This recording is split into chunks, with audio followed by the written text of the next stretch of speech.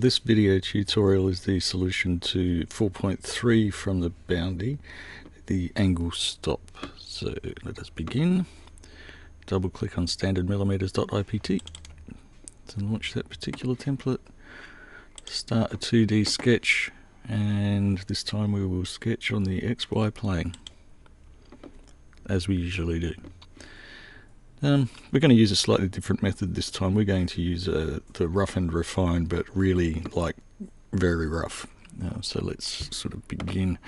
We're not going to concern ourselves too much about how far cursors travel or any of that sort of stuff, and we're starting from the point up from the extreme right hand bottom. So let's do this. So here we go.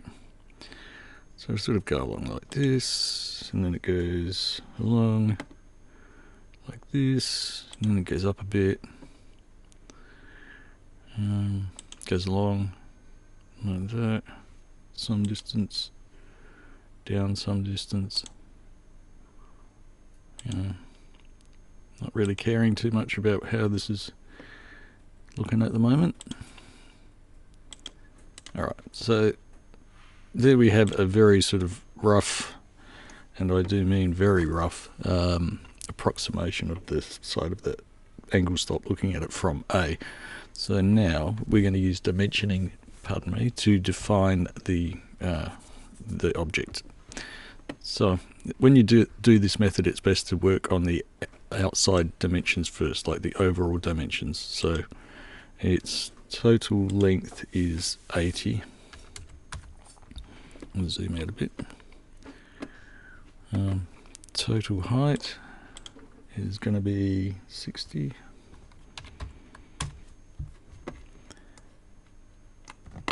This here is 14. That is 14 as well. That's 20. That's 18.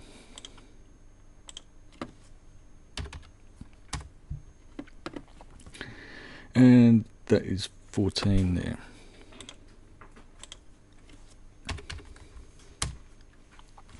Okay. You don't need to add a dimension to this angle here. This angle is defined by all the other dimensions around it and can only be one angle. And in fact, if you do that, so let's try and put the angular dimension in there. So it's 121.33, and we click on it and we'll get this. So it's over constraining the sketch, which means that dimension doesn't need to be there because it is already defined in the existing dimensions. So we'll hit cancel. Okay, now we're going to finish this sketch. So finish sketch, zoom out, hit extrude, and the extrusion value is 70, so we'll type 70. Okay, the next thing to do is to create the little channel that goes in here.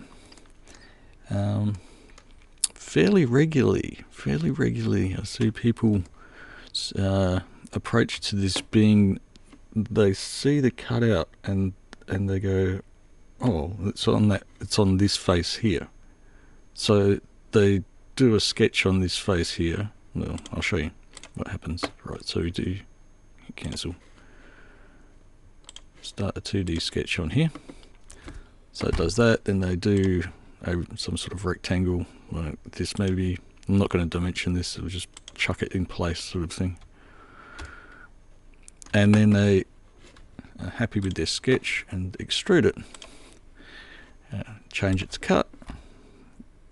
Oh, and then say OK after they've got the distance they like, and it sort of doesn't work at all, and that's because it's extruded parallel to perpendicular to this face here instead of perpendicular to this face here, or indeed the bottom. So we'll just undo this. Okay, so in actual fact the better way to do this is to start a 2D sketch on the bottom of the angle stop like so, Draw a rectangle. There we go. So we want it in like 24 millimeters in from each edge. So that's 24.